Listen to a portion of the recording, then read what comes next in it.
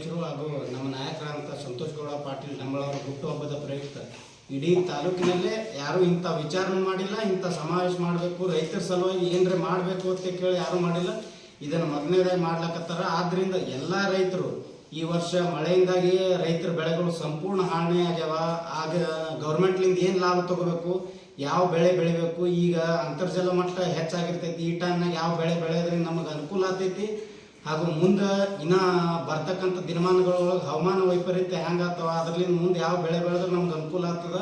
ಮತ್ತು ಗೌರ್ಮೆಂಟ್ಲಿಂದ ನಾವು ಯಾವ್ಯಾವ ಸೌಲಭ್ಯಗಳನ್ನು ತೊಗೋಬೋದು, ಯಾವ್ದು ಮಾಡೋದ್ರಿಂದ ಏನಾಗ್ತೈತೆ ಅನ್ನೋದನ್ನು ಅನೇಕ ವಿಜ್ಞಾನಿಗಳಾಗಿರ್ಬೋದು ಹಾಗೂ ಅನೇಕ ತಂಡಗಳು ಧಾರವಾಡ ಯೂನಿವರ್ಸಿಟಿಯಿಂದ ಒಬ್ಬರು ಬರ್ತೀನಿ ಅಂತ ಹೇಳಿದ್ದಾರೆ.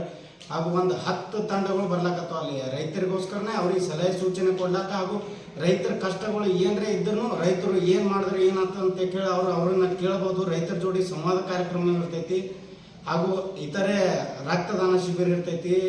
ಮತ್ತು ಇನ್ನೂ ಅನೇಕ ಸಾಮಾಜಿಕ ಕಾರ್ಯಗಳು ಯಾವುದನ್ನು ಮಾಡ್ಬೋದು ಅನ್ನೋದನ್ನು ಇನ್ನೂ ಸಲಹೆ ಕೊಟ್ಟರೆ ಅದನ್ನು ಮಾಡ್ಲಿಕ್ಕೆ ನಾವು ಟ್ರೈ ಮಾಡ್ತೀವಿ. ಮತ್ತು ಇನ್ನೂ ಹೆಚ್ಚಿನ ಕಾರ್ಯಕ್ರಮಗಳನ್ನು ಮಾಡಿ ರೈತರಿಗೆ ಏನು ಅನುಕೂಲ ಆಗ್ತದೆ ಅದನ್ನು ನಾವು ಮಾಡ್ಲಿಕ್ಕೆ ಸಂಪೂರ್ಣ ಪ್ರಯತ್ನ ಪಡ್ತೀವಿ. ಹಾಗೂ ಈ ಕಾರ್ಯಕ್ರಮವನ್ನು ನೀವೆಲ್ಲ ಪತ್ರಿಕಾ ಮಾಧ್ಯಮದವರು ಹಾಗೂ ನಾವೆಲ್ಲ ಗೆಳೆಯರ ಬಳಗದಿಂದ ನಾವು ಆಯೋಜನೆ ಮಾಡ್ಬೇಕಂತೇಳಿ ನಾವು ಅಂದ್ಕೊಂಡು ನೀವೆಲ್ಲರೂ ಇದನ್ನು ಯಶಸ್ವಿ ಮಾಡಿಕೊಡ್ತೀರಂತ ಕೇಳಿ ನಿಮ್ಮಲ್ಲಿ ಕೇಳ್ಕೊಂಡು ನಾನು 2 ಮಾತನ್ನು ಮುಗಿಸ್ತೀನಿ.